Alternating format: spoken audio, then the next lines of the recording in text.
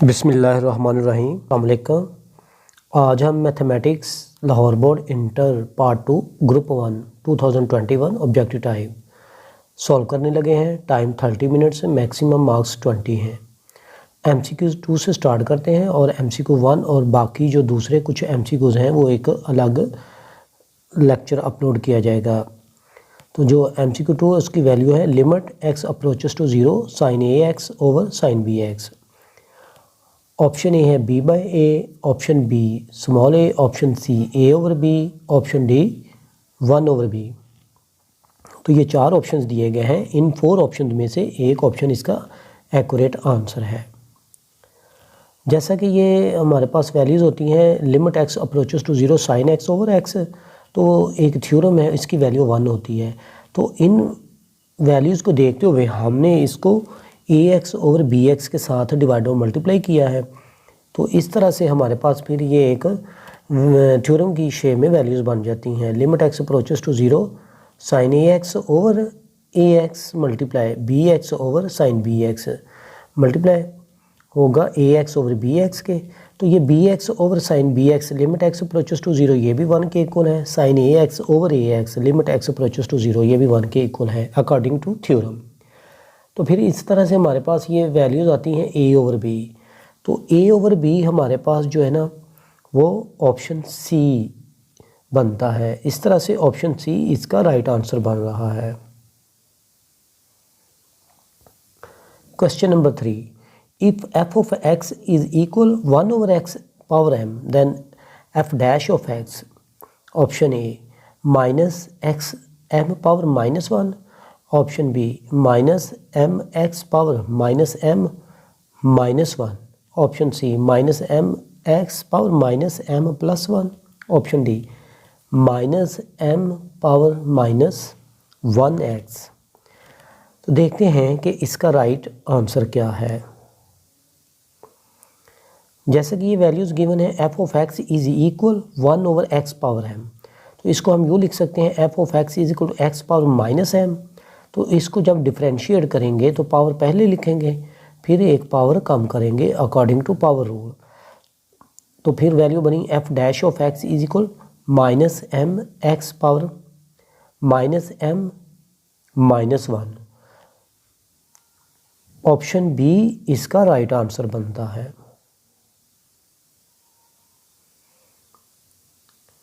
The derivative of 1 over 1 plus x is option A x, option B 1 plus x, option C 1 plus x whole power -2, option D -1 into 1 plus x whole power -2।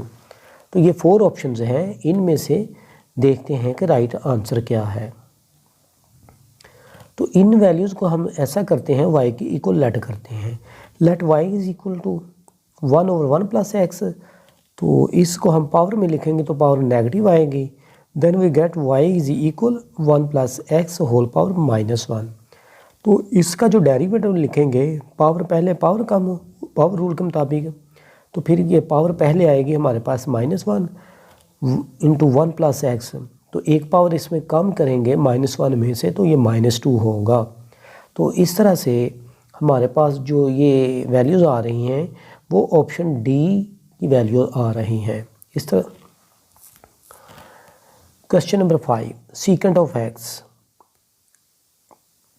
इसकी integration find out करनी है। Option A है secant of x plus tan of x, option B ln of secant of x minus tan of x, option C secant square of x, option D ln of secant of x plus tan of x plus c। तो देखते हैं कि accurate answer क्या है। Secant of x की हमने integration करनी है, तो इसको हम ऐसा करते हैं i के इक्वल कंसीडर करते हैं। Let i is equal to integral of secant of x। तो dividing and multiplying by secant of x plus tan of x, हम इसको डिवाइड और मल्टीप्लाई करते हैं। Then we get integral of secant square of x plus secant of x tan of x over secant of x plus tan of x। Secant of x का derivative होता है secant of x tan of x, tan x का derivative होता है secant square of x। मतलब ये कि secant of x plus tan of x का डेरिवेटिव ऊपर पड़ा हुआ है। जब नीचे वाली वैल्यू का डेरिवेटिव ऊपर वाली वैल्यूज़ में हो तो फिर इस तरह से हम जब इंटीग्रेशन फाइंड आउट करते हैं तो फिर उनको नेचुरल लॉग के साथ लिखते हैं। मतलब ये है कि ln of secant of x plus tan of x plus c इसका राइट आंसर बनता है। तो इस तरह से ऑप्शन डी इसका एक्यूरेट आंसर है। Question number 6, 2x plus 3 whole power 1/2 इन वैल्यूज़ की हमने इंटीग्रेशन फाइंड आउट करनी है। तो ये 4 ऑप्शंस हैं, देखते हैं कि राइट आंसर क्या बनता है। तो ये हमारे पास वैल्यू है, जैसे कि ये 2x का डेरिवेटिव 2 होता है तो इस तरह किया कि डिवाइड और मल्टीप्लाई कर लिया 2 के साथ। तो 1/2 integral of 2 into 2x plus 3 whole power 1/2 ये वैल्यूज़ बनी। चूँकि 2x प्लस 3 का डेरिवेटिव आगे पड़ा हुआ है 2, लिहाजा इसकी पावर 1 ऐड होगी और होल पावर ओवर में लिखी जाएगी। तो इस तरह से हमारे पास यूँ वैल्यूज़ आएंगी 1/2 into 2x plus 3 whole power 1/2 plus 1 dividing by 1/2 plus 1 plus c, ये वैल्यूज़ बनेंगी। तो 1/2 प्लस 1 होगा 3/2, तो ये 2 के साथ कैंसिल आउट हो जाएंगे। तो हमारे पास जो आंसर आएगा वो होगा 1/3 into 2x plus 3 whole power 3/2 plus c। तो ये हमारे पास ऑप्शन बी इसका राइट आंसर बनता है।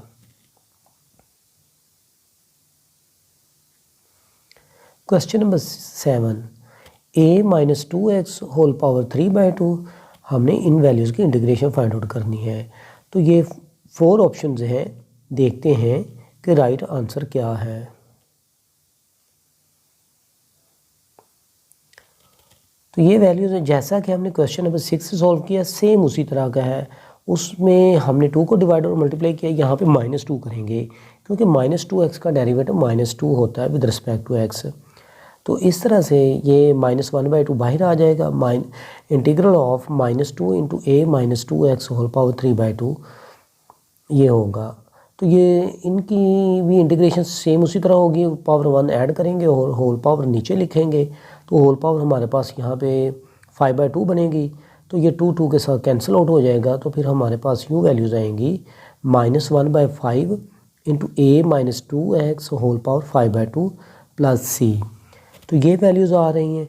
तो ये वैल्यूज़ देखते हैं कि कौन सा ऑप्शन है। ऑप्शन सी इसका राइट आंसर बनेगा।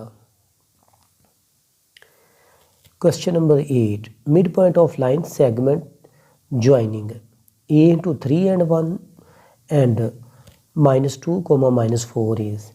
तो मिड पॉइंट हमने देखना है कि 4 ऑप्शन में से कौन सा ऑप्शन बनता है। तो मिड पॉइंट जब हमने देखना होता है, कोऑर्डिनेट का जो फर्स्ट एलिमेंट सेकंड कोऑर्डिनेट का फर्स्ट एलिमेंट दोनों को ऐड करके 2 पे डिवाइड किया करते हैं, और कोऑर्डिनेट का जो सेकंड एलिमेंट दूसरे कोऑर्डिनेट के सेकंड एलिमेंट के साथ ऐड करते हैं और ओवर में 2 करते हैं, मतलब 2 के साथ डिवाइड करते हैं। तो इस तरह से हमारे पास ये बन रहा है 3 - 2/2 और कोमा 1 - 4/2 1/2 -3/2। तो ऑप्शन ए इसका राइट आंसर बन रहा है। Slope m through a into x1, y1, b into x2, y2 is. तो हमने ये देखना है कि ये 2 कोऑर्डिनेट्स हैं, इनका स्लोप क्या है। स्लोप का जो फार्मूला होता है वो y2 - y1 और x2 - x1, मतलब कोऑर्डिनेट के जो सेकंड एलिमेंट्स हैं दोनों का जो डिफरेंस है वो पहले लिखेंगे, डिनोमिनेटर में हम लिखेंगे जो x के कोऑर्डिनेट्स होते हैं, मतलब फर्स्ट एलिमेंट दोनों कोऑर्डिनेट्स दोनों पॉइंट्स के जो फर्स्ट एलिमेंट्स होते हैं उनका डिफरेंस निकालना होता है। दोनों की रेशियो को हम स्लोप m कहते हैं।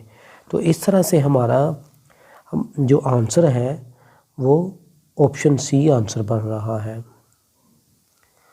MCQ number 10, the distance between the points a into 3, 1 and b into -2, -4 is.